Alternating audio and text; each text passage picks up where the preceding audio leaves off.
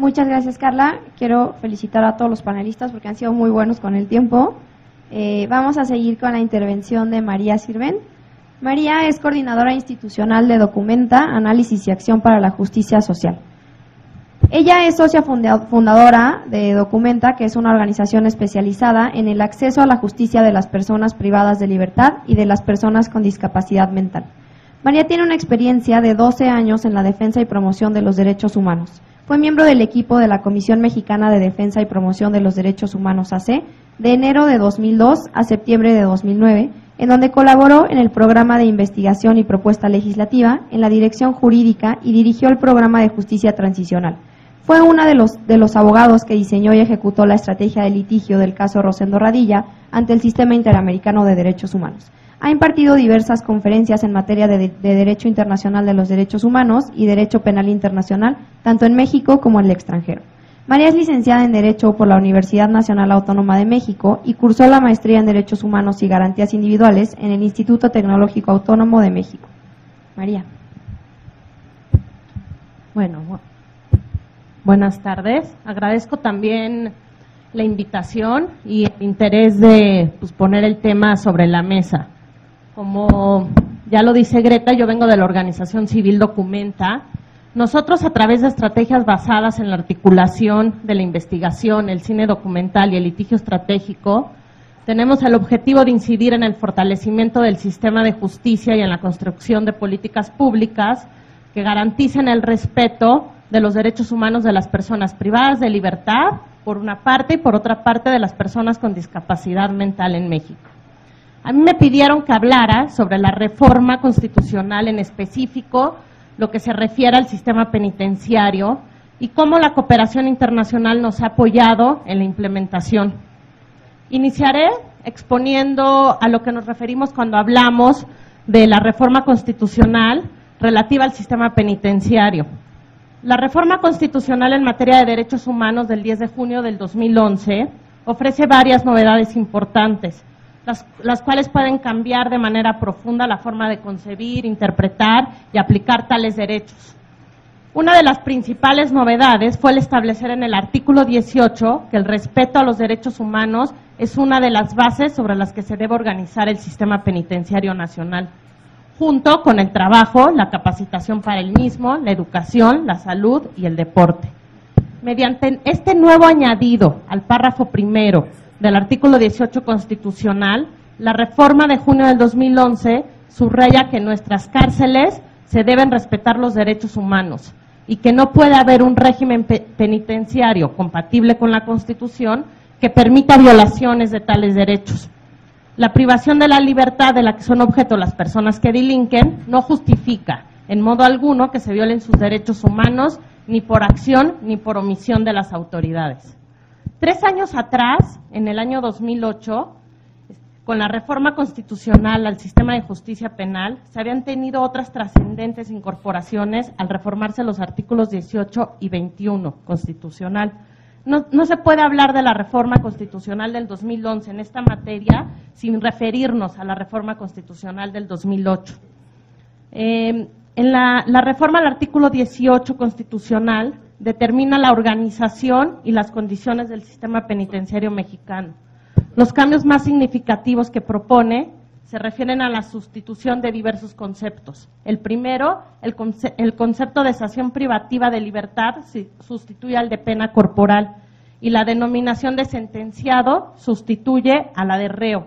A su vez, motivada por la evolución del sistema penitenciario que de la idea de regeneración de los años 50 pasa en los 70 a readaptación, para ahora finalmente establecer el concepto de reinserción social, que implica la participación de la sociedad, la familia y el sector privado como actores del proceso de reinserción. Con este nuevo paradigma, el sistema de justicia penal no responde por la transformación de los individuos, sino por la creación de condiciones dignas y seguras en las prisiones. Por su parte, el artículo 21 constitucional tiene el objetivo de establecer parámetros para la gobernabilidad de los centros de reclusión. Esta reforma establece que el debido proceso no se agota con la imposición de la sentencia, sino que se allega a contenidos esenciales para la vigilancia de la sanción penal. y para ello introduce una nueva figura, el juez de ejecución. Con los nuevos jueces de ejecución se pretende recuperar la preeminencia y responsabilidad de la autoridad judicial en la ejecución penal, lo que permite ubicar adecuadamente a las autoridades administrativas, ahora únicamente como auxiliares de la justicia, para llevar únicamente funciones de operación y administración de las prisiones. En este sentido, estos nuevos jueces deberían estar conociendo de las condiciones penitenciarias dignas y seguras, de los traslados, de la duración o modificación de las penas, de las sanciones disciplinarias, de los derechos de las visitas, de los defensores.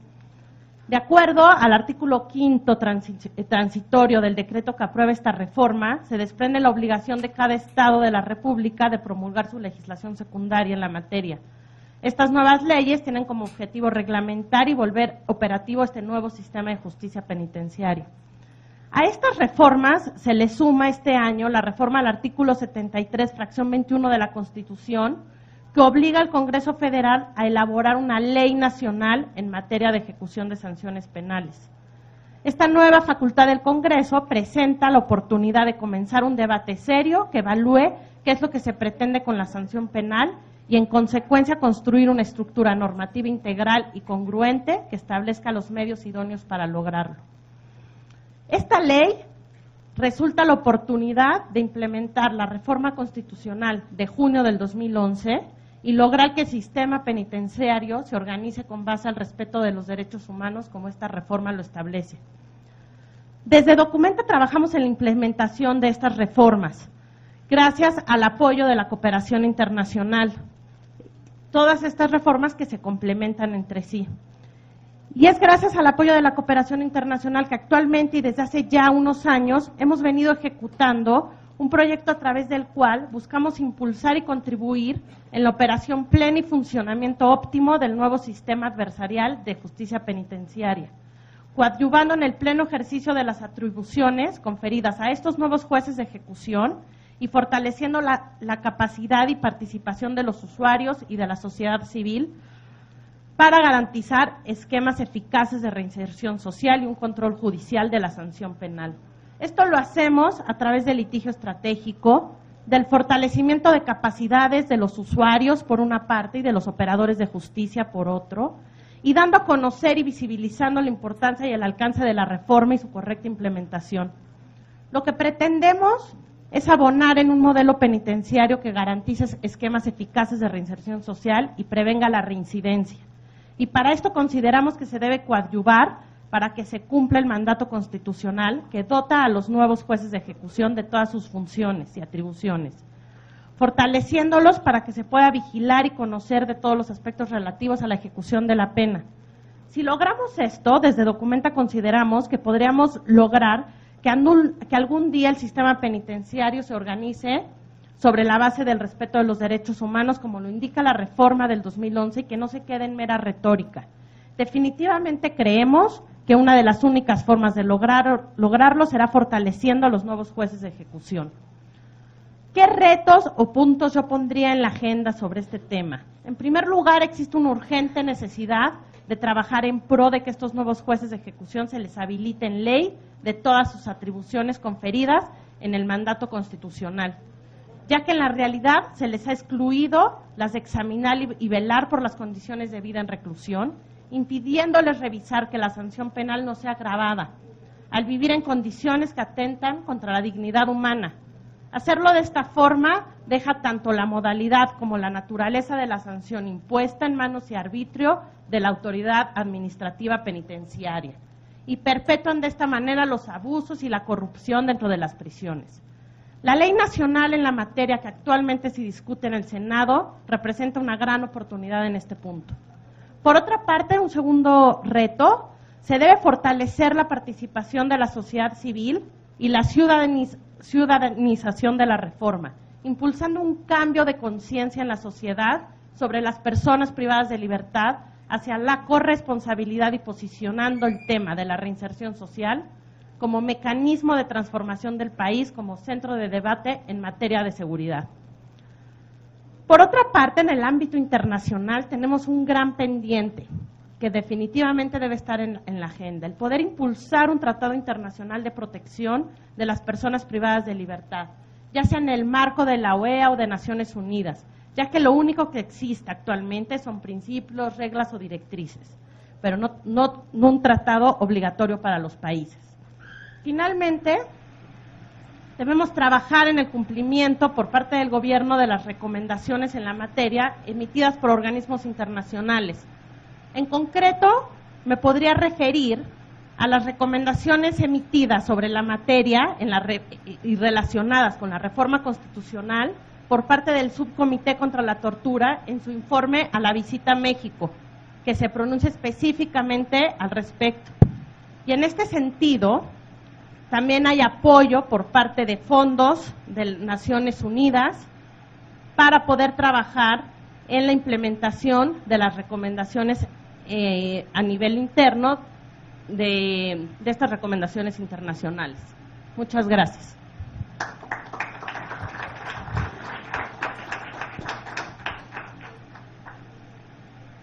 Gracias, María. A continuación, le voy a dar la palabra a Omar Rábago. Él es director ejecutivo de CENCOS, Centro Nacional de Comunicación AC. Omar cursó la licenciatura de Sociología en la Universidad Nacional Autónoma de México y cuenta con estudios de maestría por la Universidad Iberoamericana en la Ciudad de México. Desde el año 2000 ha trabajado en organizaciones de la sociedad civil. Ha impartido talleres, conferencias y seminarios en estrategias de la sociedad civil para la relación con medios de comunicación y a nivel internacional en protección y defensa del ejercicio para la libertad de expresión.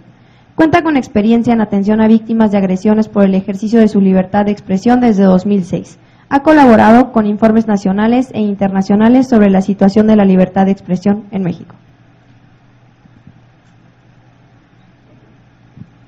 Bueno, pues muchísimas gracias. Agradecer a las organizaciones que impulsan ese tipo de iniciativas que nos ayuda a reflexionar sobre qué ha sido la reforma constitucional en derechos humanos, los retos, cómo es que estamos aquí y qué podemos empezar a hacer desde diferentes ámbitos, ¿no? Entonces, desde autoridades, sociedad civil, organizaciones y hasta la ciudadanía. La parte de cooperación internacional y qué tanto ha incidido en temas de derechos humanos, me voy a ir un poco más allá de la reforma en derechos humanos, ha sido fundamental. Muchos de los avances que tenemos en México de derechos humanos ha sido gracias y por presión internacional. Pongamos algunos ejemplos como la Comisión Nacional de Derechos Humanos. O sea, eso fue a través de un tratado bilateral, y desde ahí se empezó a meter el tema de derechos humanos a México. Entonces, ha sido un proceso que ha empezado, como ya lo señalaba Alan, proceso tardado. Entonces, por eso creo que también pedirle que la reforma constitucional en pocos años se implemente es muy difícil, porque hay que cambiar, como ya se hablaba, paradigmas, cultura, que va muchísimo más allá. Entonces, creo que vamos en buen camino, pero también hay que ver qué ha hecho para que estemos acá, ¿no? Entonces, uno de los casos es la parte de la CNDH, mecanismos internacionales y desde planes bilaterales hasta llegar a Plan Mérida, que también meten cuestiones como hay fondos específicos para apoyo en derechos humanos, y de esos también me voy a referir un poco más aplicado específicamente al tema que yo toco, que es libertad de expresión y cómo ha incidido esa parte de asistencia técnica para que vaya también con esta parte de la reforma en derechos humanos. Entonces, muchos de los avances que tenemos es por presión internacional. Y muchos de los avances que tenemos desde la sociedad civil ha sido, como ya lo señalaban, también por apoyo de la cooperación internacional. Muchas de las organizaciones que trabajamos en derechos humanos y han hecho litigio dependen de la cooperación internacional. O sea, no es posible subsistir ya sea por recursos, donaciones privadas o recursos públicos nacionales. Entonces, la cooperación internacional ha incidido bajo 3 niveles. Uno, la aportación de asistencia técnica. Hemos visto cómo parte también de la reforma al sistema de justicia ha sido también capacitación, operadores de justicia y demás. 2, también la parte a través de mecanismos internacionales de derechos humanos y también de llamados a establecer o adoptar ciertos convenios o implementación, y específicamente también el apoyo directo a sociedad civil. Algo que nos hace falta mucho en México es la parte de trascender el discurso de derechos humanos. El hablar de derechos humanos, pues todavía, bueno, a lo mejor antes de hace 10 años todavía estaba como muy discursivo, entonces decíamos derechos humanos era como algo combativo, ¿no? Derechos humanos que se respeten, que no se violen. Entonces, sociedad civil nos ha costado también mucho adoptar. No todas las organizaciones somos de derechos humanos. CENCOS trabaja para promover un derecho, libertad de expresión, pero tampoco es que CENCOS sea una organización de derechos humanos. Y organizaciones que se dediquen a defender derechos humanos en México son pocas. Y esa es la parte que tiene que ver con litigio, ¿no? O sea, derechos humanos tiene que ver con derecho. Y eso nos ha costado, bueno, yo soy el único que no soy abogado aquí, y es una transición que tienes que tener, desde el activismo a que te enfrentas a marcos normativos, y dices, bueno, tienes que entender el derecho para defender derechos humanos, no hay otra. Porque en el discurso, pues podemos ser activistas y todos estamos ahí, pero ya cuando te topas, bueno, ¿qué está pasando? ¿Qué violación? ¿Qué es una desaparición forzada? ¿Qué es una ejecución extrajudicial? ¿Y qué puedo hacer para, mecanismos tengo para defenderme? Tenemos que recurrir al derecho. Entonces, creo que también es una evolución que hemos tenido que tener, bueno, yo en lo personal y como sociedad civil en México para entender derechos humanos y cómo podemos utilizar ese tipo de mecanismos, ¿no? Entonces, hemos utilizado foros internacionales, creo que las organizaciones siempre vamos y hablamos en foros que se nos presentan, cuando hay visitas oficiales, no oficiales de relatorías, de mecanismos convencionales, no convencionales, y aprovechamos todo este tipo de espacios para promover algunos temas. Lo que también nos ha faltado, y creo que hay que hacer autocrítica a sociedad civil y organizaciones, es la documentación, y decir, bueno, está pasando esto en México. ¿Cómo puede ser posible que en el Registro Nacional de Víctimas de un plumazo las autoridades digan, bueno, de 30,000 víctimas pasamos a 22,000 y próximo a lo mejor dicen, bueno, pasamos a 15,000 desaparecidos? Estas son cifras oficiales. Y sociedad civil no podemos decir nada porque no hay nadie que se dedique a documentar. El Movimiento por la Paz lo hizo, pero también estuvo limitado. Entonces, ¿cómo podemos hacer desde la sociedad civil ejercer o exigir que se nos garanticen nuestros derechos si no tenemos también toda esta parte documentada, ¿no?, de exigencia? Y de ahí es la importancia de trabajar con organizaciones, mecanismos internacionales de derechos humanos, y para esto la parte que ha tenido la función de la Oficina del Alto en México también ha sido mucho de acompañamiento a sociedad civil y a organizaciones. O sea, ha sido desde casi cuestiones básicas en derechos humanos, documentación, protección, y de ahí hemos ido avanzando. Entonces, creo que es esa parte de que es importante reconocer avances, pero también los retos, como ya se planteaban en esta mesa y anteriores, todavía son muchos. Algo también que ha pasado recientemente, y bueno, se habla y qué lástima que se fue el doctor Sepúlveda, porque yo no estoy tan de acuerdo que exista una política pública del Estado en derechos humanos. Que hemos avanzado en un marco normativo, eso es buenísimo, y ya Alan lo hablaba de tratados internacionales, pero todavía estamos como en camino. Para que una política pública sea efectiva necesitamos un buen también diseño institucional, una implementación, mecanismos de acceso también a la ciudadanía. ¿Qué pasa si está la reforma constitucional, tenemos un programa de derechos humanos? ¿Qué pasa si una autoridad no está cumpliendo con las líneas que están planteadas en el programa de derechos humanos? ¿Ante quién me puedo ir a quejar? Yo como ciudadano. ¿Qué pasa? Pongamos un ejemplo, la PGR está obligado en una línea, temas de desaparición forzada, protocolos de investigación, lo tienen. ¿Yo a quién voy a ir a decirle, bueno, la PGR no está haciendo esto? Estoy poniendo como ejemplo, no estoy diciendo que esté. ¿Con quién voy? ¿No? ¿A quién acudo? ¿Qué garantías tengo de que esa autoridad también pueda aceptar y reconozca esa recomendación? Entonces, creo que todavía nos faltan esa parte de mecanismos y indicadores, porque también lo que planteaba el doctor Sepúlveda es indicadores de a lo mejor las acciones negativas que está haciendo el Estado, desaparición, tortura. Pero ¿qué pasa con toda la garantía que tiene que proveer el Estado en derechos humanos? Garantía a la educación, a la salud, que todavía nos falta mucho. Aunque ya existan marcos normativos, instituciones, todavía nos falta mucho. Entonces, creo que hay que ver y hay que ser un poco, lo decía Carla también, la parte de creatividad, ¿no? Y tenemos que trabajar con el Estado. No hay de otra. Podemos estar en contra del Estado, podemos criticarle, podemos mentar, salir afuera de PGR, manifestarnos, pero si queremos que se avance en temas de derechos humanos y que la reforma avance, hay que trabajar con el Estado. Y eso creo que lo tenemos que entender claro. También puede haber crítica, y también no en todos los puntos vamos a estar de acuerdo, pero creo que también hay que plantear los puntos como los estamos viendo y qué derechos se están violando. Si vamos a llegar con algo, intentemos llegar con propuestas. No siempre vamos a poder llegar con propuestas, pero bueno, planteemos problemas, que eso es parte también de lo que hacemos en CENCOS.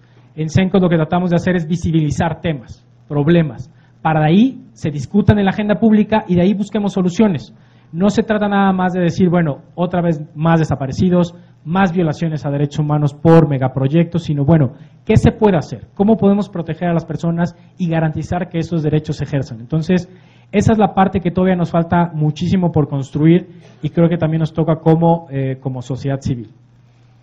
Algunos de los retos que vemos como, pues sí, para que se implemente, bueno, lo he estado enumerando un poco en mi exposición, tiene que ver, claro, con operadores de justicia, pero también con sociedad civil, que nos involucremos cada vez más, con funcionarios, bueno, ya hablábamos de la cifra de 7 millones, pues claro, habrá que capacitarlos a todos y todos tendrán que estar capacitados, y bueno, y fuerzas de seguridad, y ampliemos más el espectro, pero también hay que empezarnos a capacitar en estos temas. Legisladores, porque parece que ellos lanzaron la bolita, hicieron la reforma y dijeron, bueno, ahí está, háganse bolas. Pues bueno, todas las reformas estructurales que tuvimos, ¿cuántos derechos no se violaron o cuántos entraron en colisión y tuvo que haber ponderación? Entonces, es una discusión que se tiene que dar. Los legisladores también tienen que estar conscientes de que no solamente ya es letra escrita en piedra. Entonces, eso es la parte progresiva y rica de los derechos humanos. No hay nada que vamos progresando y vamos construyendo y le vamos llenando de contenido. Hace 20 años, 30 años no se hablaba de Internet, porque pues, ¿qué era eso? Bueno, ahora se habla, ¿no? El relator de libertad de expresión, Frank LaRue, metió mucho el tema de qué podemos hacer para garantizar derechos en Internet, libertad de expresión, privacidad. Entonces, eso es lo rico, lo vamos construyendo, pero se trata de que todos estemos en el mismo barco, ¿no? Que la discusión nos incluya a todos. También la parte y me parece perfecto, cómo se señalaba al sistema de comisiones de derechos humanos, también les toca. Generalmente nada más señalamos a la Comisión Nacional y las comisiones estatales quedan muy a la deriva. Bueno, también hay que señalarles, exigirles, que no sean solamente oficialías de parte. Entonces, también hay que exigir por ahí. La parte también algo que hay que seguir trabajando es la parte de mecanismos para garantizar derechos humanos. Se habla de la gran reforma de derechos humanos que también va aparejada con la de ley de amparo, pero bueno, esta parte de acceso a la justicia todavía no es una realidad para muchas personas. ¿Quién mete un amparo? Un abogado. O sea, yo como ciudadano, si se me está violando un derecho, no puedo ir a exigir a nadie. O sea, pongamos el ejemplo claro de los detenidos en la manifestación hace poco, ¿no? Los detienes, detenciones arbitrarias. Tuvieron que entrar abogados de sociedad civil, de organizaciones, para defenderlos, porque ellos solos no se podían defender. Entonces, también la parte del acceso a la justicia hay que ampliarla, no solamente quienes conozcan, sino estos mecanismos para garantizar. ¿Qué se necesita también? Fortalecer capacidades en todos los niveles. Ya se hablaba que hace falta un lenguaje ciudadano de derechos humanos. Pues bueno, la parte de un Estado, que se conozca que es un Estado de derecho por toda la ciudadanía, el Estado. Hay mucha gente que no lo conoce. Entonces, la ley se ve como algo muy restrictivo, como algo muy limitativo. A mí, mi formación de sociólogo, la parte de las normas jurídicas era como algo malo, era casi, era lo que te quiere detener en tu libertad. Entonces, bueno, hay que tratar de cambiar esta parte. El derecho también es de nosotros, cómo nos los apropiamos y cómo también podemos tener mecanismos para exigir. Algo más también que es importante, esta es la parte de construcción. La parte de construcción y cómo todos tenemos que apuntar. O sea, no se va a mover, no vamos a poder ver implementada una reforma constitucional si no todos la conocemos, estamos informados y podemos participar. Y no hablo solamente de sociedad civil, organizaciones de la sociedad civil, porque como organización de la sociedad civil, pues es mi trabajo, ¿no? Para eso me pagan, para estar analizando, discutiendo, promoviendo y tratando de llevar una opinión. Pero no significa que yo como organización de la sociedad civil represento a la sociedad civil.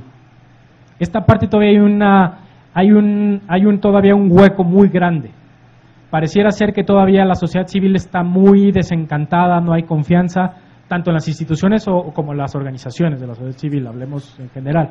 Creo que todavía falta mucho para construir confianza y eso tiene que ver mucho con el proceso histórico que hemos tenido de violencia, de que no como ciudadanía no tenemos los espacios de participar. Entonces, falta mucho. Hay un camino avanzado, creo que es muy importante ya tenerlo en el marco normativo, eso era fundamental. Fue una lucha de 10 años, ¿no? Tenerlo, o sea, la reforma constitucional fue una lucha fuerte.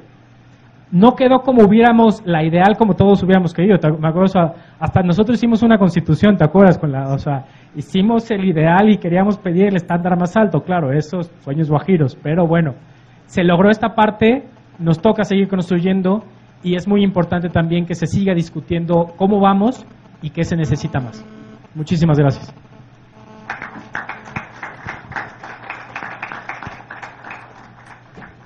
Listo, pues me parece que hay muchísimos puntos muy rescatables de esta mesa.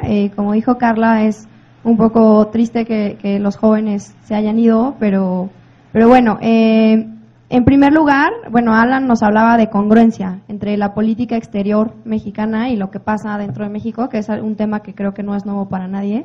Creo que todas las personas que hemos trabajado el tema de derechos humanos hemos vivido un poco esa frustración.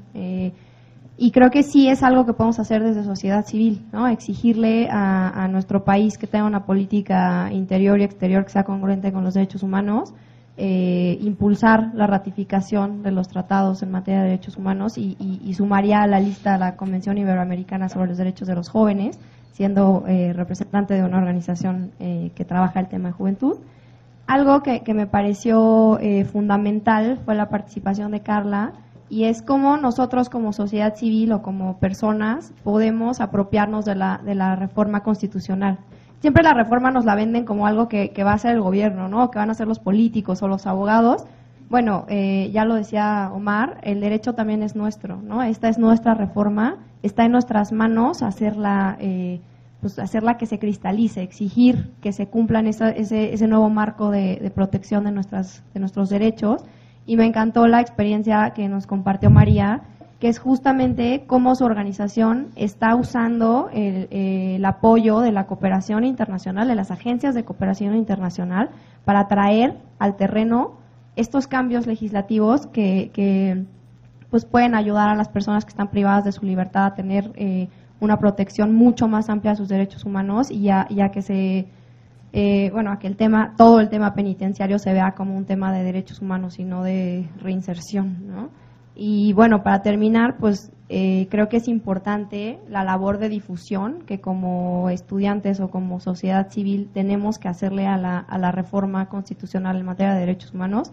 Creo que fuera de este salón hay muy pocas personas que saben las implicaciones que tiene esta reforma, y creo que es importante como voceros y como personas con un conocimiento un poco más técnico de qué es lo que está pasando, pues realizar una labor de difusión que sea fuerte, y como Carla nos ejemplificó, es muy importante y es muy posible usar a las agencias de cooperación, su apoyo técnico, financiero, y su apoyo en general para lograrlo, ¿no? Para aterrizar esta reforma constitucional a nivel de los ciudadanos.